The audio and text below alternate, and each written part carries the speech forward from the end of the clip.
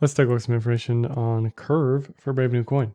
So I couldn't tell you off the top of my head what the Curve token necessarily is used for other than incentivizing the DEX AMM pools, but Curve itself is a DApp with the highest or second highest TVL currently, depending on how you want to calculate that. I get mixed signals from different websites, but it's near the top of the list at around 15 to 16 billion in TVL. So why are they so successful? What makes this so attractive? Arguably for me, as opposed to other DEX AMM pools, which use variable assets, even available on Curve. Variable assets meaning BTC and ETH, or a combination of something, ETH and Sushi or Uni. When you have two coins in an AMM pool, you risk impermanent loss, which ideally over time cancels itself out and you still make out ahead. So what you want to see with the assets in the pool is a lot of trading activity, a decent amount of volatility, but you want those prices to normalize on a relative basis, being essentially flat. If there's a lot of volume but no relative change in the asset prices individually, then you make out the best as a participant in that pool. So this is a DEX, and you can sort by all sorts of metrics: volume, APY, rewards. You can see all the Curve rewards here. Certain pools are goosed a little bit with specific rewards. And how Curve became so successful, I think, was the stablecoin pools, where you can switch between DAI, USDC, USDT, or all of those with SUSD, SynthUSD. And this allows you to participate in these AMM pools without the massive risk of impermanent loss, because all these tokens are, or should be, stablecoins at around $1. And so you're seeing a lot of trading, ideally, in those pools, and very little relative changes in those prices of those assets. And over time, Curve has added a ton of weird, to me they're weird, to most people they're probably normal, but lots of crazy stuff here, a bunch of different pools, just highly experimental, either from a risk perspective or just pairs that nobody really cares about maybe. I don't know, everything and anything is kind of here on this list. Most of the stuff with actual volume is stablecoin stuff, sort of flavor of the week, flavor of the month stuff like Spell currently, some BTC pools, some ETH pools. For me, the strength of Curve is these pools that are available here. Now, could any DEX technically just have these pools as well? They of course can. Can Curve have the DEX pools that you think of as normal trading pairs? Yes, that may eventually happen. But I think what keeps people here and brings people here are the rewards for a lot of this stuff, as well as potentially the Curve token. I don't really know what makes somebody choose Curve over Sushi, over Uni, over some other chain, right? Is it fees? Is it incentives for rewards? Is it the community, the belief in the project? I don't know. Is it a combination of everything? Probably. But whatever Curve has done so far, they've done right. If you look at TVL, which according to DeFi Llama is at 20 billion. If you look at the bank, they have it at 15 to 16 billion. Curve is also multi-chain at this point, and that has certainly helped them rise in the TVL ranks here. TVL as a group collectively across all chains is at an all-time high as well. And if we look at the distribution here, most of the TVLs on Ethereum, bunch on Arbitrum, Phantom, Avalanche. Everything else is sort of just a minor footnote, but they have TVL not just on ETH in a big way, but multi-chain TVL at this point. So they've unlocked something that somebody wants in a lot of places. If we look at the stats for the ETH side of things, TVL sort of started kind of empty for a long time. I think it took a while for not only DeFi to take off and make sense to people, but just the idea of stablecoin AMM models, right? Like that, I don't think a lot of people needed that early on or understood the impact, but that's certainly changed. And TVL on ETH at 16 billion there. Trading volume is kind of flat. I mean, over time, you're never really going to see this explode probably in a big way unless they incorporate the classical DEX pairs that you'd expect. So it's a much needed service, but it's also kind of a niche service relative to normal trading activity. Transactions kind of flattened down on ETH, probably because of fees. Users kind of flattened down on ETH, probably because of fees as well.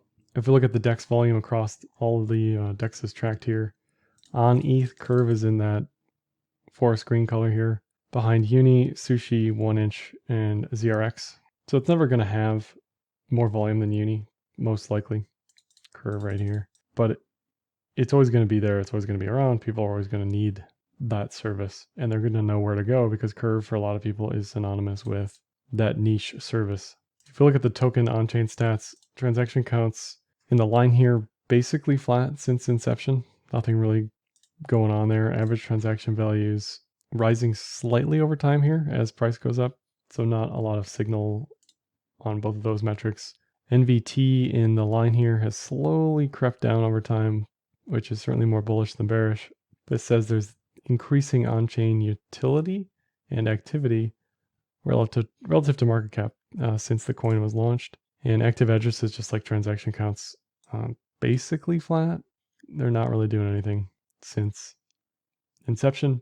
For most of DeFi, you're not really going to move the tokens around a lot for any reason. They kind of just sit there. You get the rewards, and when you want to sell them, you sell them. When they unlock, you move them, and then you sell them. And you can kind of see that on MVRV, which is a measure of market cap versus on-chain activity. For most coins that aren't DeFi, this tops out at usually a 2x multiple relative to price. You usually see an all-time high when market cap is around 2 times greater than realized market cap. DeFi both doesn't have a lot of data to look at to backtest this, and the data it does have doesn't really line up with expectations for how this works on every other coin. So currently, MVRV is what, 1.4. Price is really at an effective all-time high, excluding the initial listing. Previously, this thing was at 1.8 in February, and it kind of just kept going up here. The lows basically are around 0.8, 0.9, somewhere around there. So it's certainly closer to overbought than oversold. But again, I wouldn't really trust MVRV for DeFi. If we look at market cap versus annualized revenue, which is the PE ratio equivalent for the legacy people, curve up here at a 38 multiple of market cap to revenue. Sushi down here at the bottom at a 4x market cap to revenue, and then SNX at 158. Generally, you want to be buying things that are on the left side of this graph rather than the right side, assuming that this matters for price at all. In the legacy world, it probably matters a lot more. As much as I've tried to search for the golden goose of fundamentals for DeFi, nothing really seems to matter other than supply demand of the token. TVL doesn't matter. Market cap to revenue doesn't matter. On-chain activity of the token itself doesn't matter. Based on the TVL, you'd expect Curve and technicals to be absolutely roofing. You'd expect crazy highs in price, but that just isn't the case, and generally isn't the case for most DeFi coins. If you look at Maker, just as a counter to this, the Maker technicals, Maker USD, look abysmal, and its TVL is maybe the best it's ever been. So here's the 50 and the 200 EMAs, fibs here that I put on, and VPVR volume RSI. So we've had a bear cross in June, bull cross in September, and off to the races she's been here, breaking what I'm going to call an all-time high. It's hard to ever consider anything on the initial listing real because it inevitably just sells down for the most part, but definitely a local high. And if you measure the fibs, you take the high, you take the low. You can do this on any chart with a range, and it gives you a level currently between 575 and 681. That would be the next stop up that I'd expect from here. And then maybe reconsolidation and continued markup. But from a bullish rally, bullish continuation perspective, this looks great. There's no signs of weakness per se. What you don't want to see is a bear div here on the next high. But ultimately, I think this chart looks great. We could see 10 to 20, honestly, for Curve this cycle by the end of the year. You're not going to see that necessarily on technicals because there just isn't enough data. I mean, this thing really hasn't existed for more than a year and a half. But I do like where this chart sits relative to everything else. Curve against BTC, 5200 bull cross just happened the other day, and it kind of dumped ever since then. But the table is set for a breakout in this range. Can it retrace all the way back to the 200? Sure. Can this thing just range forever? Sure. But the best time for a breakout to actually happen is when the EMAs are cross bullish and you're above the range highs. So to me, this still looks fine. 4 higher highs to around 12K sats. And then even against ETH, it's starting to look better and better. It doesn't look phenomenal. It doesn't look as good as it does against BTC. But you can see there's very little volume resistance on the way up. There's certainly a horizontal resistance here at 002. But you're again getting that 5200 bull cross soon-ish. RSI volume look fine. And this thing could surprise a lot of people. I don't hold any personally, but this looks good. The cloud is also bullish. I didn't pull that chart up, but that looks fine as well.